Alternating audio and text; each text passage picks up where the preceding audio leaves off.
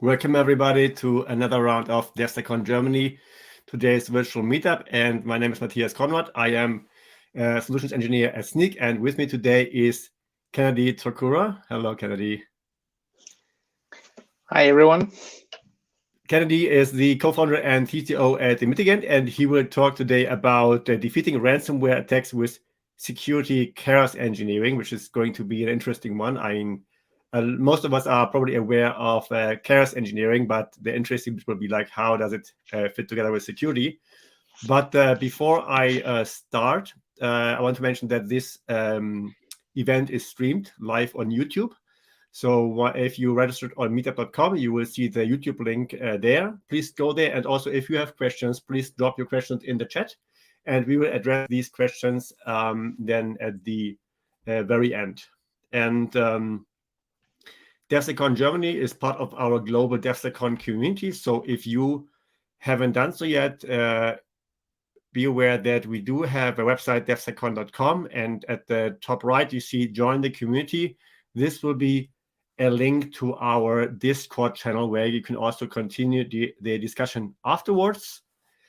And of course, share the event or recording with friends and colleagues and so on. So, but that's enough from my side for the introduction. DevSecon itself is brought to you by Sneak. We aim to be a vendor-neutral community that is all about educating and enabling developers in application security. But that's enough from my side. Kennedy, I will hand it over to you. And oh, you are still muted. Okay, but you can unmute yourself. So anyway, I hand over to you, Kennedy, and then let's go. Thanks. All right. So thank you so much, Matthias, for the wonderful introduction, as well as the opportunity to speak in this meetup. Hi, everybody. Welcome to my talk. I'm really excited to talk about this. So a brief introduction about myself. So yes, my name is Kennedy Tokura. I am one of the founders of Mitigant and also the CTO. My background is in cybersecurity, but I more like focus more on cloud security in the last almost 10 years or so. So yeah, I would like to talk a little bit about security chaos engineering, which I find really, really interesting. So I'm happy to answer any questions you might have. So as Matthias said, feel free to drop your questions, and we have some time for Q&A at the end of my presentation. Okay, so I believe my slides are clear and seen. All right, so let's start the presentation with a definition of ransomware. So just for maybe some folks in the audience that might not be aware of what a ransomware attack is. So basically, ransomware is a type of malicious software that threatens to publish or blocks access to data or a computer system. So usually by encrypting it until the victim pays a ransom fee to the attacker. So to describe this a little bit, so ransomware kind of it's similar to how kidnappers work in the physical world, where they kidnap people and then they ask for ransom, usually huge sums of money, as a requirement for these folks to be released. So cyber criminals do the same thing. They try to get into a network.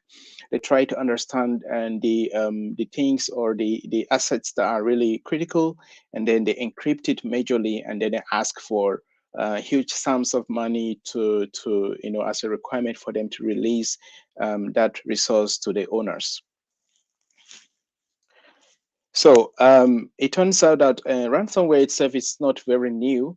It's been there for decades, but in the recent years, in the last 1-2 years, there has been a very sharp and dramatic increase in these attacks.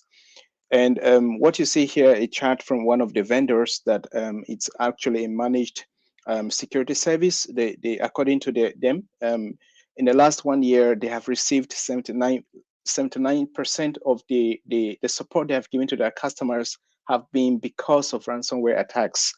And you can see that there are still other kinds of attacks that are being conducted. You see things like Covert Strike, web shell, data infiltration, but these are really, really small compared to ransomware attacks.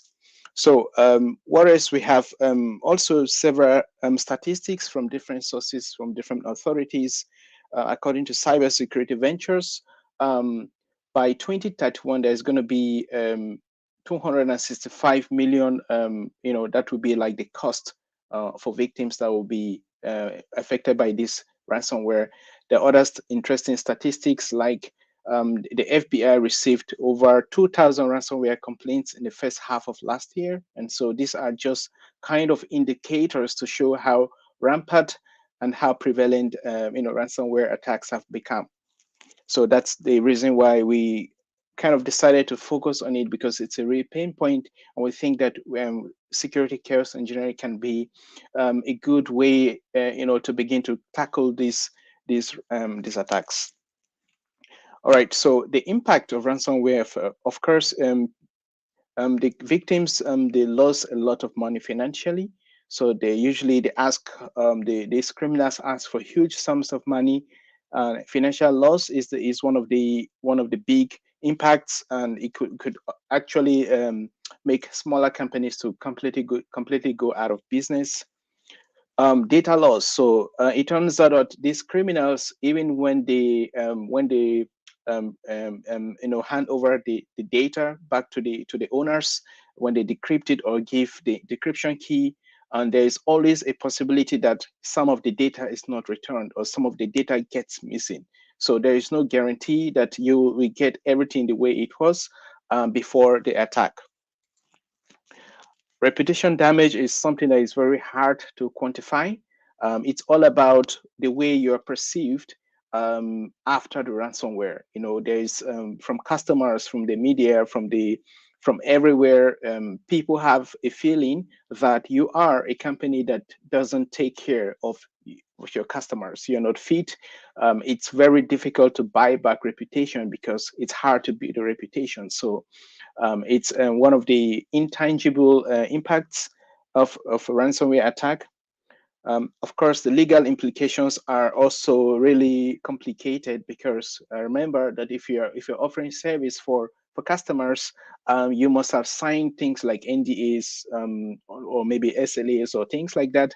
And there are a couple of customers that might not be happy, and usually you find out that companies who are unfortunate to be victims of ransomware might be taken to the court, and they will have to spend again lots of money, time, effort, trying to build themselves from these kinds of legal procedures. Of course, and there's the business disruption, so which is actually what happens immediately there's a ransomware attack. If you're unlucky that you haven't taken enough countermeasures ahead of time, there's a huge chance that you're unable to to continue your businesses. Here in Germany, some time ago, there's a big e-commerce company called MediaMarkt, and they were hit by a ransomware attack. So all their digital systems were offline. It was basically impossible to pay using credit card or any digital systems. So basically, people had to pay by cash, physical cash. So you can imagine the amount of disruption it caused to their businesses.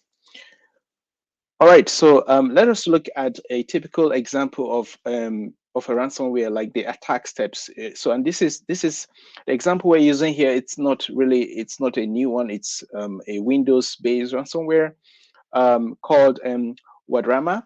So basically, what we observe here is ransomware takes a couple of steps. So it's not an attack that happens, without any warning or happens out of the blues. There are steps, and it's very important to kind of understand these steps, regardless of the countermeasure that you're going to be taking, because you can basically prevent it or you could reduce the impact. And that is one of the key things I want you to take while we study these steps. So here, the first step here is the RDP brute force. So you observe that this specific ransomware attack, the attack starts with a brute force attack against the RDP. If that is successful, they go forward to scan for connectivity, for performance, and they also at the same time continuously brute forcing other targets within this network, just to see whether they can actually have different connection points. in this third step, very interesting, you see that the ransomware attack or the attacker basically switches off security controls, right? And this might be things like intrusion detection systems or antivirus devices, whatever it is. They're going to switch it off so that the users, the owners, are not warned of this kind of malicious activities. The fourth step basically is a reconnaissance, and so basically they are trying to understand again the size of the target. Trying to understand if there are more juicy or more interesting targets apart from that point, or maybe the host that they already compromised. So we go forward to see there's a possibility of them also doing some lateral movement. So if they discover a new target, they try to go there to confirm what kind of target it is, what the target has, how important it is, and stuff like that. And the fifth point here basically is credential theft. So stealing of credentials, which is for many reasons. You can imagine if cyber criminals are able to steal credentials, it means that they are kind of guaranteeing that if somehow they are discovered and kicked out, they might still have the possibility of coming in using some other credentials, or they might even just go ahead and start selling these credentials in the black in the dark web. Next point is the backdoor and persistence. So basically here again, these guys are really crafty, they're very innovative, and they're thinking ahead of time, like, okay, what happens if they are kicked out, right? So they're already placing possibilities where they can come in, placing backdoors, installing backdoors, so that if at all they are kicked out at this point, they still have a way to come back into the system. And all of these processes generate a lot of noise, right? So if you have countermeasures there, there's always a chance that they might be warned. And then there is a coin miner or spammer, which probably might not be so interesting here, but you see that the last step here is where the cyber criminals have finally identified a resource that they think is very critical, and they can basically request for a ransom. So here we see a lot of steps, and on the interesting thing about this diagram here, if you check to the right, there is the MITRE attack, all the attack techniques that represent all of these attacks. So this is very useful for us in case you have a kind of monitoring system that can detect these events and can basically map these events to this kind of this attack dictionary, so to give you an insight of what might be happening, to help you quickly know the urgency of countermeasures you need to take. Okay, so let's go forward. So you might be wondering at this point in time, and also I've had discussions with other people about whether ransomware can actually be done in the cloud, whether it's possible for there to be ransomware in the cloud. Well, it turns out that, as we have seen in the last 2 years, because of the pandemic, a lot of companies have rapidly adopted cloud technologies. And of course, this has many other implications. People are quickly adopting the cloud. There is also a kind of the situation where not everybody and not all the resources are moved to the cloud. People still keep their legacy systems, they still keep on-premises systems for whatever reason, and it becomes really, really confusing what is in the cloud and what is on premises, especially for security tools or for security professionals. And then in the midst of all these, people also have the misconception that the cloud is immune to ransomware attacks. As it turns out, it's not really, the cloud is not immune. The cloud is basically another form of database, another form of all the kinds of things that we know in our on-premises systems, just that they are hosted elsewhere. So it's all possible for ransomware to also be conducted in the cloud. There might not be so many reported cases at this moment, but remember also that attacks most companies don't report attacks. So it might be possible that there are already these cases already in the real world, but we haven't heard people coming forward to actually report, or maybe the reports are still under investigations and not yet released to the public. All right, so let's look a little bit about countermeasures, right? So what are the best practices out there. What are we being told by vendors, by security professionals? How do we prevent ransomware? How do we safeguard our digital assets from falling victim to ransomware? So basically, there are a couple of controls. Basically, here I've listed like 4 categories of controls. First, there are the preventive controls. So we have things like firewalls, authentication, authorization systems, and basically these systems all fall under, we're encouraged, or it is encouraged to adopt a defense in depth, security architecture, a layered security architecture that allows you to be able to, have different layers of security.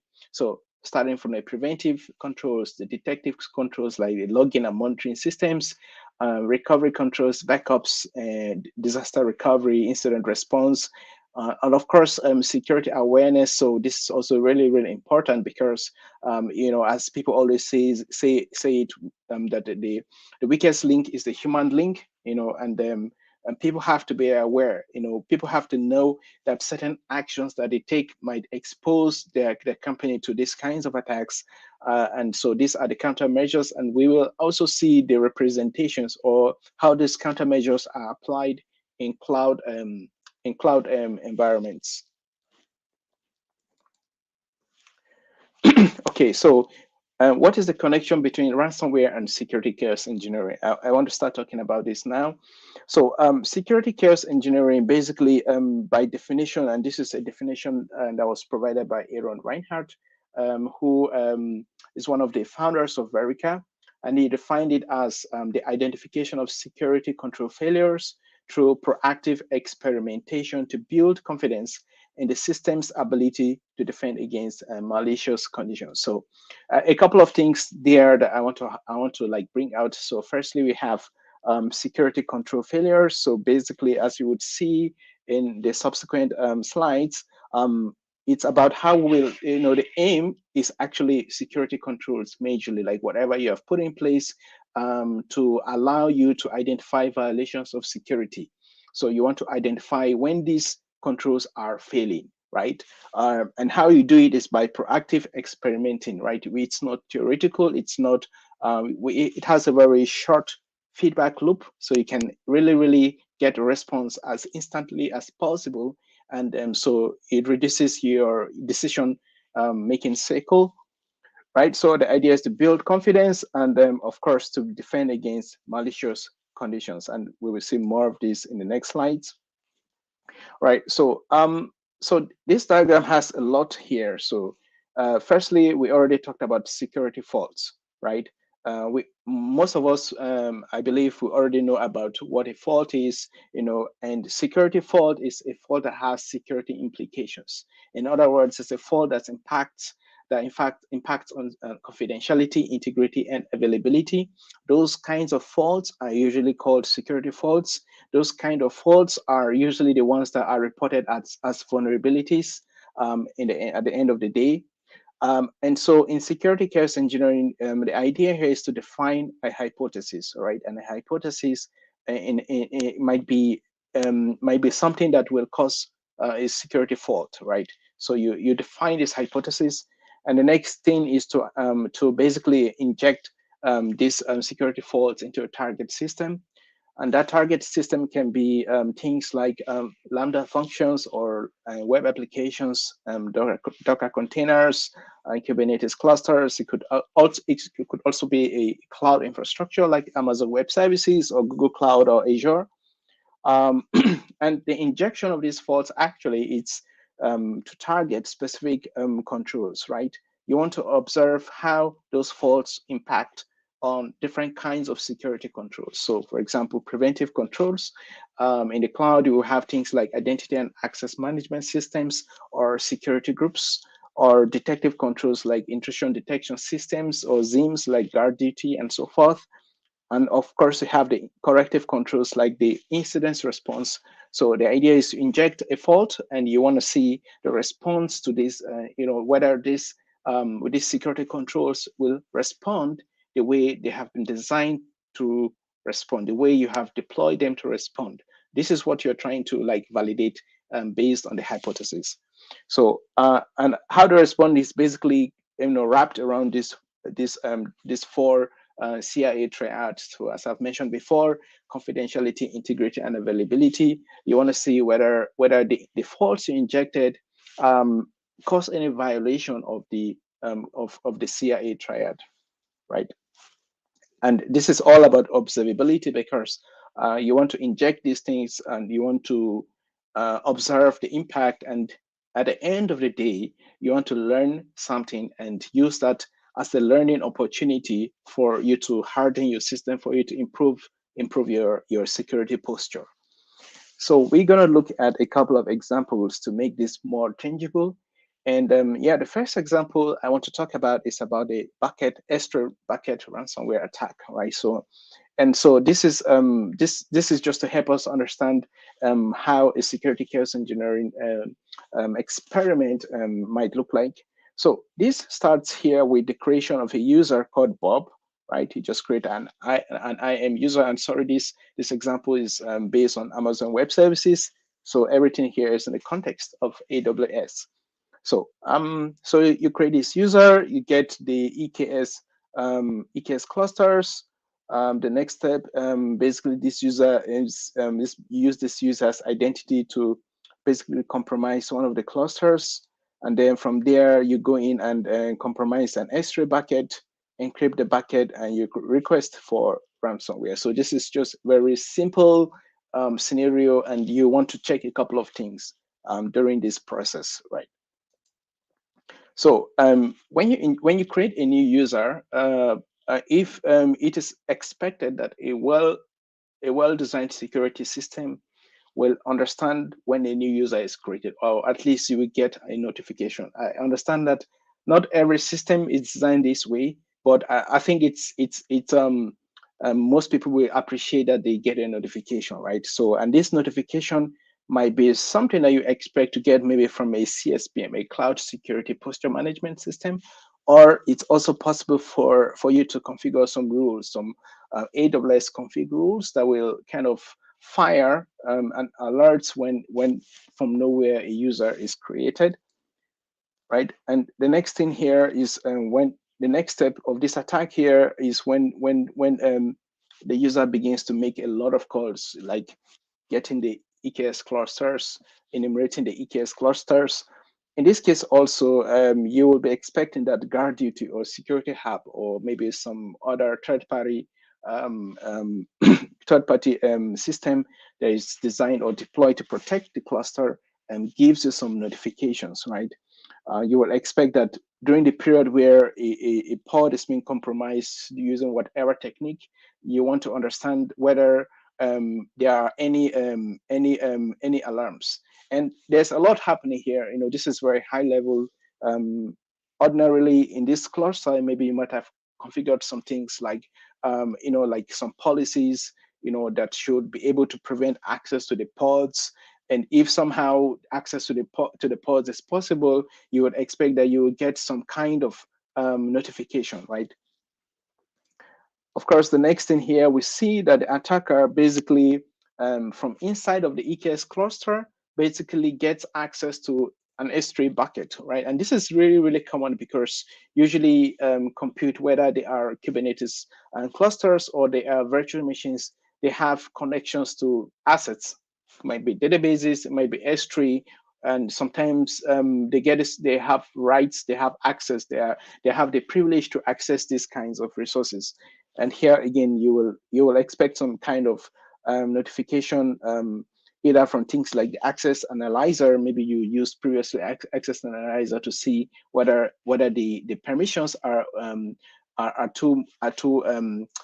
whether the policies are too permissive, and these are the kinds of checks you are going to be the kind of controls you expect at this point. Yeah, so of course, finally, this is the point where most people actually are interested. Most of our traditional systems just look at this point here, right? So at this point, the attacker is asking for a ransom. He has finished his attack. He has encrypted the data, and we are in the process. We're at the point where we are saying, well, should we pay or not, right? And then this is the point where maybe people begin to remember that, well, we have backups, or we don't have any backups, or I wish we had backups. So if I told you have backups, of course, are the backups usable? Can you actually just with a click of buttons or within a little bit effort, can you actually resume your operations by restoring the backups? These are interesting questions. If you want to do incident response, is a person on duty, or are the incident responders able to use the runbooks? Are the runbooks updated? Do they even understand the steps that they are supposed to take? Are they panicking? There are a lot of questions that should be that are interesting to be answered when you run this scenario. All right, so let's assume that you run this scenario now, and so the next step we want to talk about is security game days. So one of the benefits of running, or one of the things you can use security chaos engineering to do, especially for is that ransomware or for whatever scenario that might be of interest to you, is to run security game days, right? And these are basically exercises or periods that are set aside to conduct security chaos engineering experiments. During this period, you can run like the scenario that I just went through. You could run it either with your security team or with your DevOps engineers, platform engineers, whoever the stakeholders, and you just want to exercise all the human factors. You want to also exercise the technical security controls that you have implemented to be able to prevent ransomware or other kinds of security problems. And so, what do you do in the security game days, especially for in the context of ransomware? Well, it turns out that there's a lot of things, like it's just limited.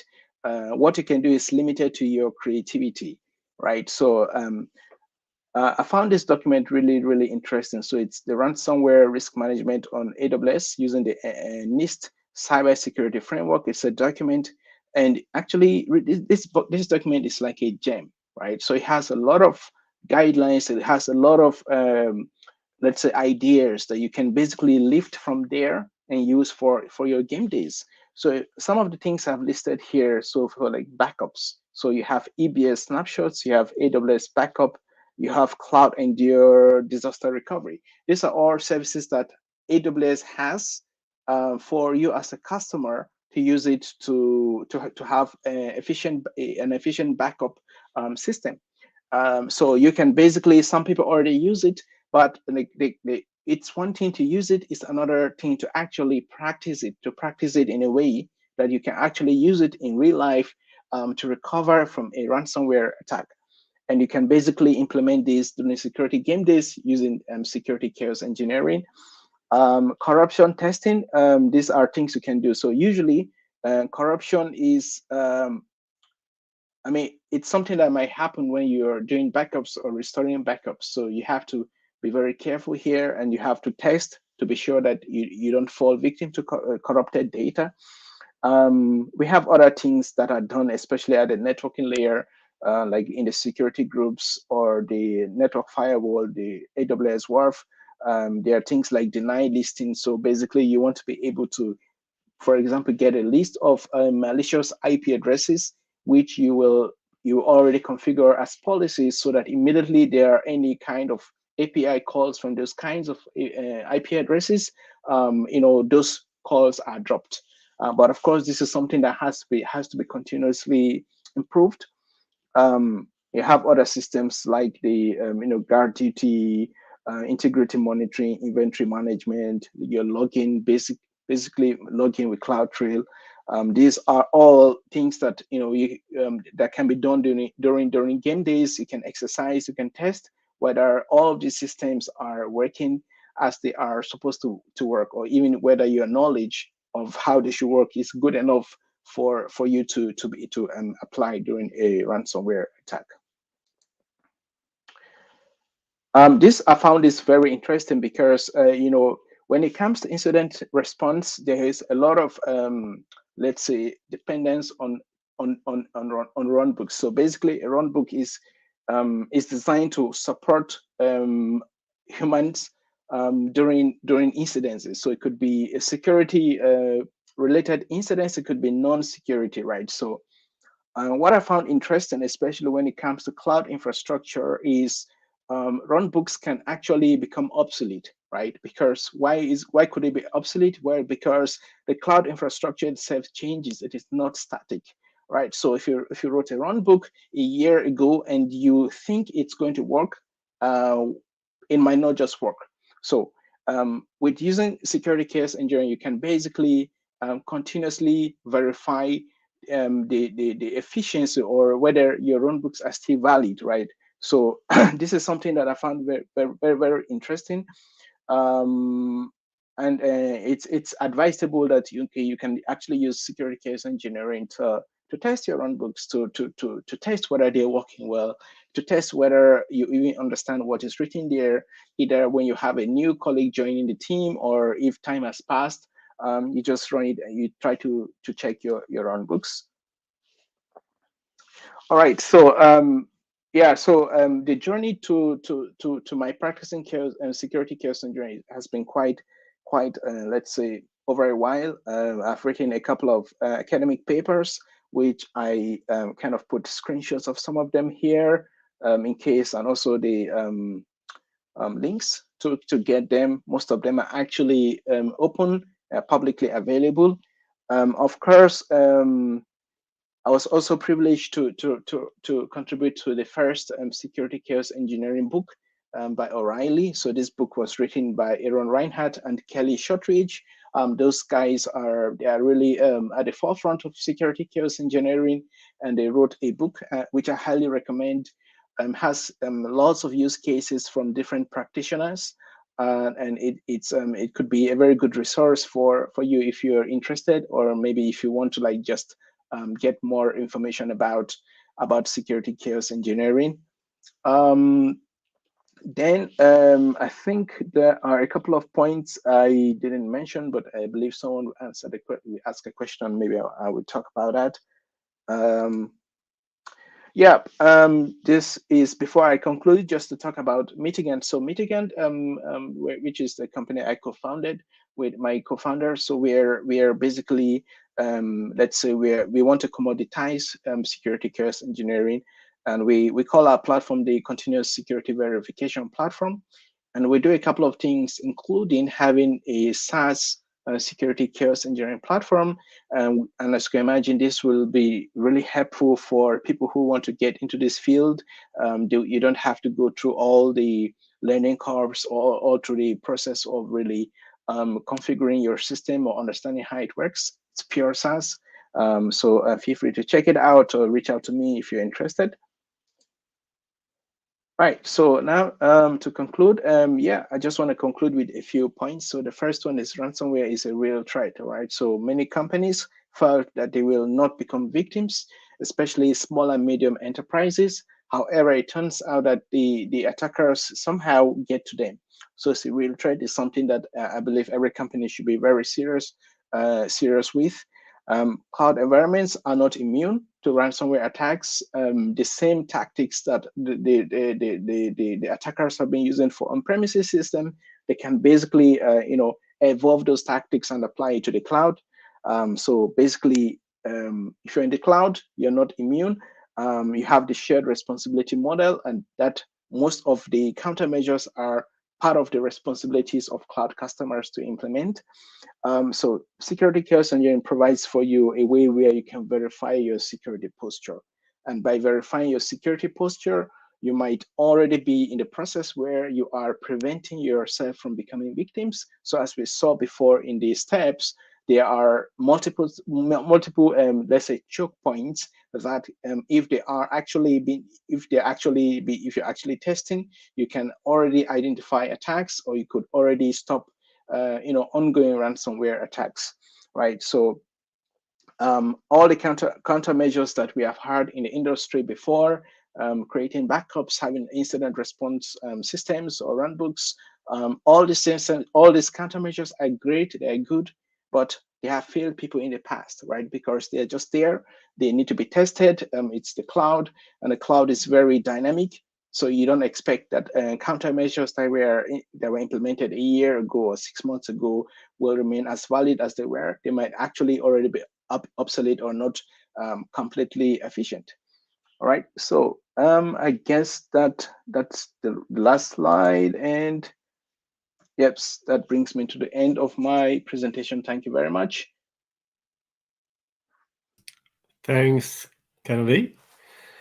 I do have some questions about like how would you in practice run these security. I mean, you named it chaos engineering games or something, right? But my questions are like, in which environment would you run these? I mean, do you do this in production environments? Do you do it in a dedicated environment?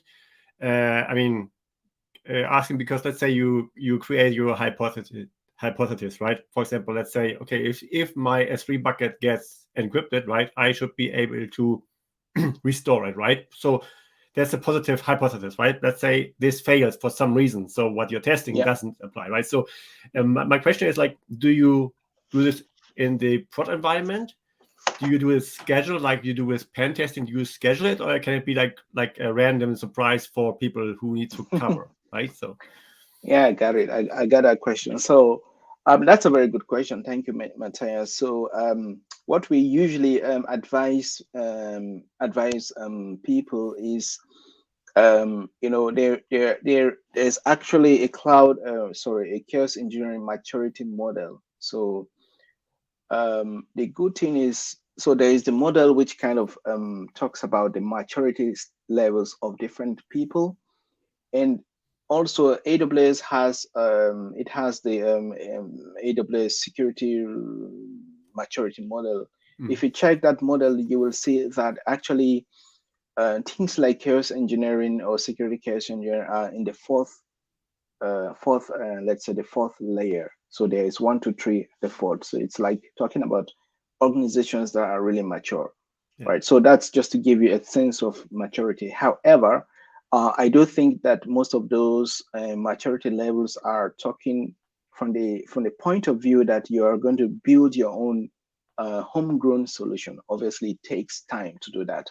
So I think realistically, if there are SaaS solutions, it means that people at lower levels of maturity can already practice. But so talking about the environments, so the environment depends on your maturity level, right? So if you are a small company and you have not so many people who can handle cases where things run out of hand, then I think I will advise that you do that either in your production environment or your, let's say, QA or your staging, whatever.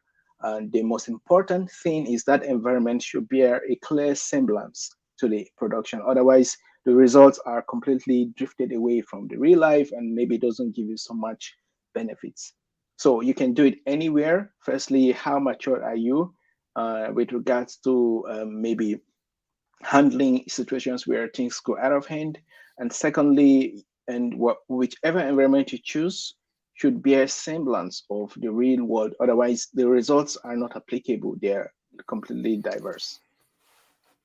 Yeah, it makes sense. I think it's probably then something like a staging environment, because you want, like, the same with scalability tests, right? I mean, you want to have the same load or the same mass of data in this, but you probably don't want to work with real-life data. But also, you said that, for example, at some point you take down a security control, right? Which means while you're doing your security chaos engineering practice, you might open it up for real attackers at this during the time, right? So that's why I was asking as well. Yeah, got it. Yeah, so I think also that something else is there's a talk I gave where I talked more about organizing game days. So I think people should do it. We should start it as game days, not something you do on the fly without telling anybody. You're just in your office and clicking things. The impact might be bad because it might get people unhappy with you, and management might just shut down the whole project. So we have spoken with companies that are practicing like chaos engineering, and usually they get people together. It's an activity where you want a lot of people to gain, firstly, to understand and to benefit from. So it's like a game day where you organize it. It's fixed. People know, okay, at this day at so hours, these things are going to be done. And then everybody is prepared and they do it. And of course, afterwards, you can decide to do it randomly or but still, depends on how matured you are. Great, thanks. Okay, I don't see any other questions. If people have questions, I guess they can follow you on Twitter. I just show your Twitter handle, Run to Obtain, but you're also on LinkedIn. Yes. That's good. So everybody who has questions or is watching this stream afterwards, please reach out to Kennedy or follow him on Twitter.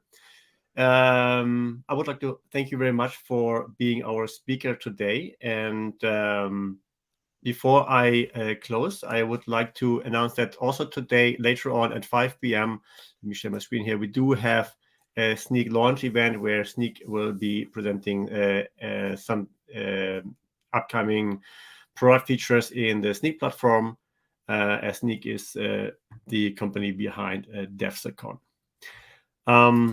That's it from my side. Thank you very much, Kennedy. Thank you, everybody who was watching, and I hope to see you all again soon next month. Thank you very much. Thank you, everybody. Bye-bye.